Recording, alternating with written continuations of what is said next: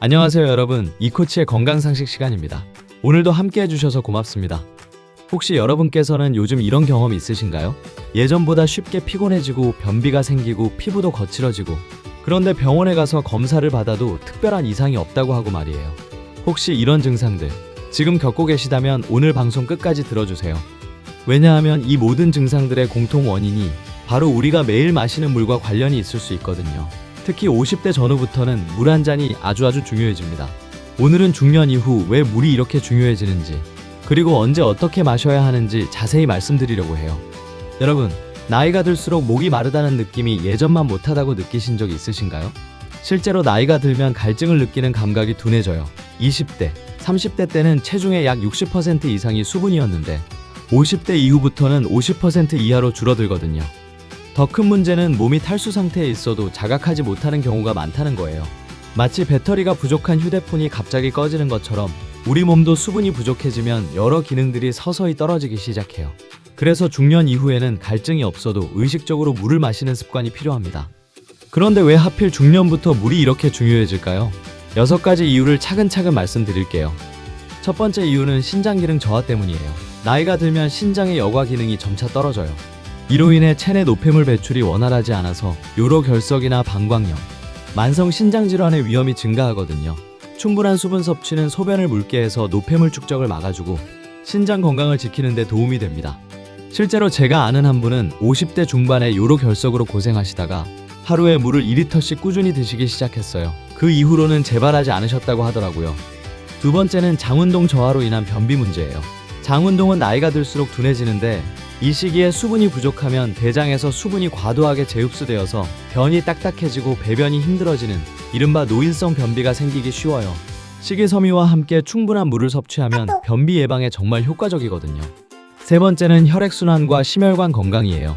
혈액 속 수분이 부족하면 점도가 증가해서 혈액이 끈적해지고 이로 인해 혈압이 상승하거나 심장에 부담이 가는 경우가 많아요.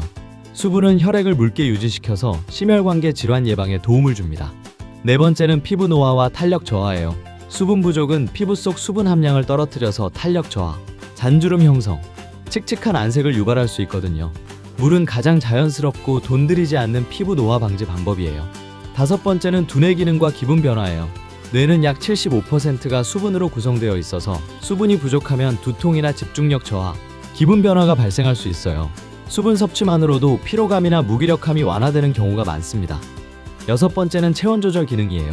나이가 들면 체온 조절 능력도 떨어지는데 수분이 부족하면 더욱 어려워져요.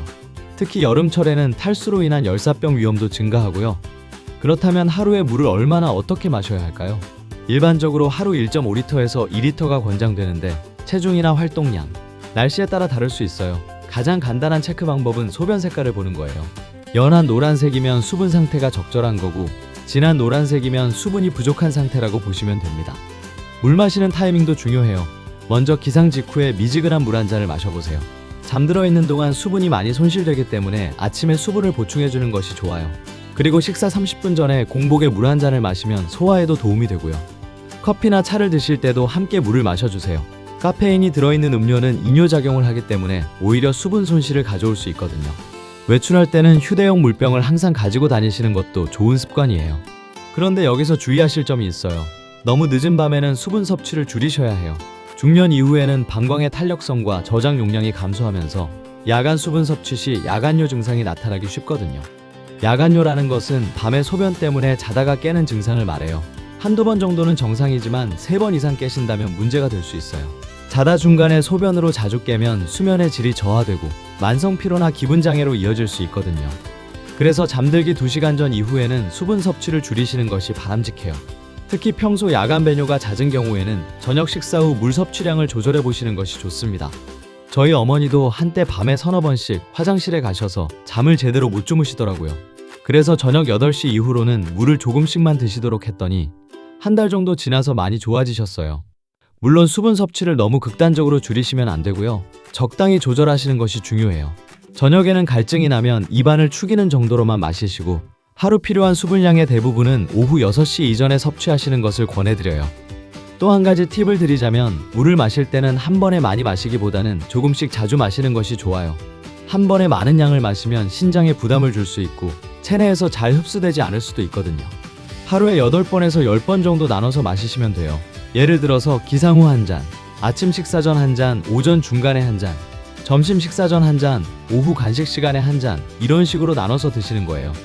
그리고 물의 온도도 중요해요. 너무 차가운 물보다는 미지근한 물이나 상온의 물이 좋아요. 차가운 물은 위장에 자극을 줄 수 있고 몸에서 체온을 맞추려고 에너지를 소모하게 되거든요. 여름철에는 시원한 물이 좋겠지만 평상시에는 체온과 비슷한 온도의 물을 드시는 것이 가장 좋습니다. 또 물 대신 다른 음료로 수분을 보충하려고 하시는 분들도 계신데 가능하면 순수한 물을 마시시는 것이 좋아요. 이온 음료나 스포츠 음료에는 당분이나 나트륨이 많이 들어있어서 오히려 혈당이나 혈압에 영향을 줄 수 있거든요. 녹차나 보이차 같은 차류는 괜찮지만 카페인이 들어있으니까 하루에 2-3잔 정도만 드시고 나머지는 물로 드시는 것을 권해드려요. 중년 이후 건강관리의 핵심은 특별한 보약보다 기초를 잘 지키는 거예요. 그 출발점이 바로 수분이거든요. 갈증이 느껴지기 전에 미리 챙기고 저녁에는 수면을 고려해서 섭취량을 조절하는 습관. 그것만으로도 노화와 질병을 늦추는 생활의학이 될 수 있어요. 물 한 잔이 별것 아닌 것 같지만 꾸준히 마시면 정말 큰 변화를 느끼실 수 있을 거예요. 피부가 촉촉해지고 변비가 해결되고 머리도 맑아지고 전체적으로 컨디션이 좋아지는 것을 경험하실 수 있거든요. 오늘부터 실천해 보실 수 있는 간단한 방법을 하나 알려드릴게요. 아침에 일어나자마자 침대 옆에 준비해둔 물 한 잔을 마시는 거예요. 그리고 휴대폰 알람을 2시간마다 맞춰서 물 마시는 시간을 정해보세요. 처음에는 귀찮으실 수도 있지만 2-3주만 지나면 자연스러운 습관이 될 거예요. 건강은 거창한 것에서 시작되는 게 아니라 이런 작은 습관들에서 시작돼요. 하지만 그 작은 습관이 쌓이면 정말 큰 변화를 만들어낼 수 있거든요. 여러분의 건강한 내일을 위해서 오늘부터 물 한 잔부터 시작해보세요. 오늘 방송이 여러분의 건강관리에 조금이나마 도움이 되셨다면 좋겠어요. 구독과 좋아요 눌러주시고 가족이나 친구분들과도 함께 나눠주세요. 오늘도 건강하고 행복한 하루 보내시길 바라며 이코치였습니다. 들어주셔서 고맙습니다.